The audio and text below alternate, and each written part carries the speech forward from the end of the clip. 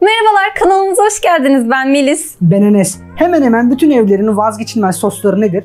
Ketçap ve mayonez değil mi? Ama bunların bu ara fiyatları öyle bir yükselmeye başladı ki sıkarken damla hesabı yapmaya başladık. İşte biz de bu yüzden bu videomuzda hem çok basit, hem çok hızlı, hem daha sağlıklı, hem de daha maliyetsiz ketçap ve mayonez yapıyoruz. Hadi başlayalım. Başlayalım. Evet, ilk olarak mayonez yaparak başlayalım. Ama bu videoda biraz farklılık yapalım ve huzurlarınızdan ayrılarak ben kameranın arkasına geçeyim. Yani sonuçta her videoda eşit miktarda bulunacağız diye bir kural yok değil mi? Yok. Evet, ben gidiyorum. Sana hoşçakal diyorum.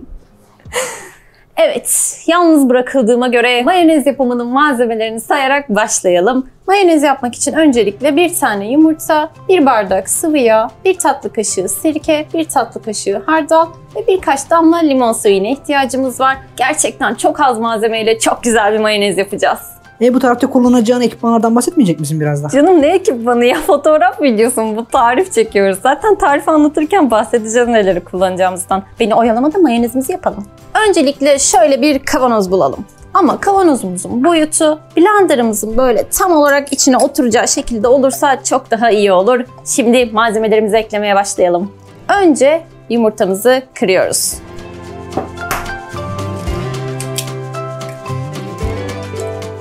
Bundan sonra sirkemizi ekleyeceğiz ama şuna dikkat etmemiz gerekiyor. Yumurtanın formunu bozmadan eklemeye çalışacağız tüm malzemeleri. Bir tatlı kaşığı sirke ekliyorum. Evet.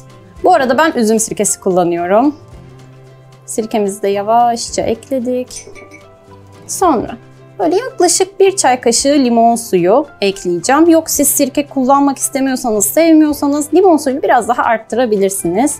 Yine limon suyunu da böyle yavaşça ekliyorum. Ve son olarak yaklaşık böyle bir tatlı kaşığı kadar hardal ekleyeceğim. Bunu da yine yavaşça yumurtayı bozmadan ekledim. İlk etapta bu kadar. Vallahi bir de bu ara aromalı mayonezler falan mı oldu ha? Evet, doğru. Yani siz isterseniz böyle sarımsak tozu ekleyip sarımsaklı mayonez ya da acı sos ekleyip acılı mayonez de yapabilirsiniz. Denemek serbest. Şimdi de sıra geldi mayonez yapımının en zor ve en kritik anına. Siz ona bakmayın. Gerçekten sandığı kadar zor değil. Burada tek yapılması gereken yumurtanın formunu bozmadan blenderın ağzının içine hapsetmek. Peki blender olmayan yapamıyor mu bunu?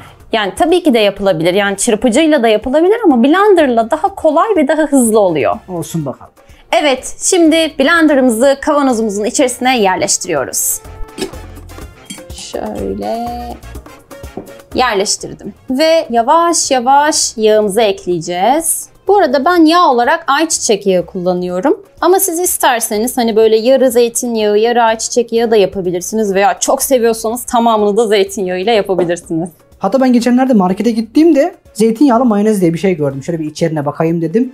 İçinde kullandıkları yağın sadece %10'u mu 20'si mi ne zeytinyağıymış. Yani siz evinizde %100'üne kadar zeytinyağı kullanabilirsiniz. Bu biraz keyif, biraz da maddi durum meselesi. Tüm malzemeler hazır. Şimdi blenderımızı çalıştırmaya başlayacağım. Blender'ı ilk etapta hiç oynatmadan en dipte çalıştırıyorum ve mayonez görünümü bütün yağı kaplayana kadar devam ediyorum çalıştırmaya. Sonrasında da biraz böyle yukarı aşağı hareket ettireceğim ve kıvam almasını bekleyeceğim. Ne kadar karıştırırsak o kadar güzel kıvam alıyor. Ve mayonezimiz hazır. Şuna bakın, şu kıvama bakın ya. Vallahi görüntüsü aynı hazır mayonezler gibi olmuş. Bayağı başarılı görünüyor. Diyorsun. Ama yemeyeceğim. Benim mayonezimin bile mi tadına bakmayacaksın yani? Durumları biliyorsun.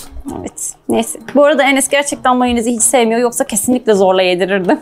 Ama neyse, ben hepiniz için mayonezimin tadına bakacağım. Bu arada tadımı aslında videonun sonunda yapacaktık. Ama şu an çok merak ediyorum nasıl oldu. Bir küçücük tadına bakacağım hemen. Hatta şöyle göstereyim biraz. Evet.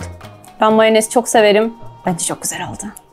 Güzeldir kesin. Hadi o zaman ketçaba geçelim. Evet, mayonezimiz buzdolabında daha da güzelleşirken biz ketçabımızın malzemelerini saymaya başlayalım. Öncelikle 2 orta veya 3 tane küçük domates ve 1 küçük soğan. Bu arada kırmızı soğan vurursanız daha güzel olabilir. Evet, gerçekten bu doğru.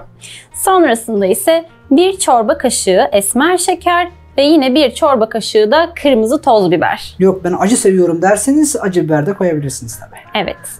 Sonrasında 1 tatlı kaşığı sirke, böyle birkaç damlacık limon suyu ve Enes'in bu tarife kattığı yorumla 1 çay kaşığı kadar tuz. Yani ben tuzun bu kadar tadı etkileyeceğini düşünmüyordum ama gerçekten çok daha güzel oldu. Ya biz de boş değiliz yani. Evet, ilk olarak domates ve soğanlarımızı doğruyoruz. Ardından onları tencere veya sahana alıp üzerine su ekliyoruz. Ama suyu az koymayın ki su erkenden bitmesin. Evet, biz bir kere bunu yaşamıştık. Evet, domatesimizi, soğanımızı doğradık, suyumuzu da ekledik ve tenceremizi ocağa aldık. Şimdi altını açacağız ve yaklaşık 20 dakika bekleyeceğiz. Burada kavurma işlemi yapmıyoruz. Bu arada suyu kaynatırken suyun tamamen bitmemesine dikkat edin. Çünkü o su bize lazım. Evet, 20 dakika doldu ve domates ve soğanlarımız kendilerinden geçmiş durumdalar. Şimdi bunları blenderla parçalama vakti. Yani isteyen mutfak robotu veya smoothie blenderla da parçalayabilir. Parçalama işlemini tamamladık. Şimdi domatesin çekirdekleri ve kabukları da ayrılsın diye bir de tel süzgeçten geçireceğim. Evet, gördüğünüz gibi domatesin çekirdekleri ve kabukları ayrıldı. Çok güzel altta karışımımız oluştu. Şimdi şu tenceresini de temizleyip hemen geliyorum. Çünkü tekrar tencereye alacağız. Evet, şimdi tekrar tenceremize ekliyoruz. Ve şimdi kalan malzemelerimizi ekleyeceğiz. Evet, Melis malzemeleri eklerken ben de tekrar saymış olayım. 1 yemek kaşığı esmer şeker, 1 yemek kaşığı toz biber, 1 tatlı kaşığı sirke, 1 çay kaşığı falan limon suyu ve 1 çay kaşığı tuz. Evet, şimdi tenceremizi tekrar ocağa alacağız ve 20 dakika daha ateşte tutacağız. Burada önemli olan şey kıvam kazandırmak. Evet, yani ne çok sıvı olacak ya da çok katı olacak, böyle ketçap kıvamını burada elde edeceğiz. Evet, yaklaşık 20 dakika geçti ve ketçapımız kıvamını aldı. Kavanozumuza doldurduk ama o asıl ketçap kıvamını alması için soğuması gerekiyor. Ama buzdolabında değil, oda sıcaklığında soğutuyoruz. Zaten soğuduktan sonra buzdolabına alırsınız. Peki bu ketçap veya mayonez ne kadar dayanıyor? Yani şöyle, ketçap çok uzun süreler dayanabiliyor ama mayonez en fazla 1-2 hafta. Ya şirketler gibi koruyucu maddeler koysaydık böyle yıllarca dayanırdı. Tabii ki. Ketçap ve mayonezimiz soğuyup geldiler ve artık hazırlar. Sen mayonezi tatmamıştın ama o zaman ilk ketçapı sen tat. Tamam, hemen ev patatesimizle şöyle bir tadına bakalım. Yapıyoruz biz bu işi. Evet, o zaman ben de ikisinin de tadına bakacağım. Bak bakalım. Evet, mayonez zaten çok iyiydi. Soğuyunca daha da iyi olmuş. Ketçap da harika.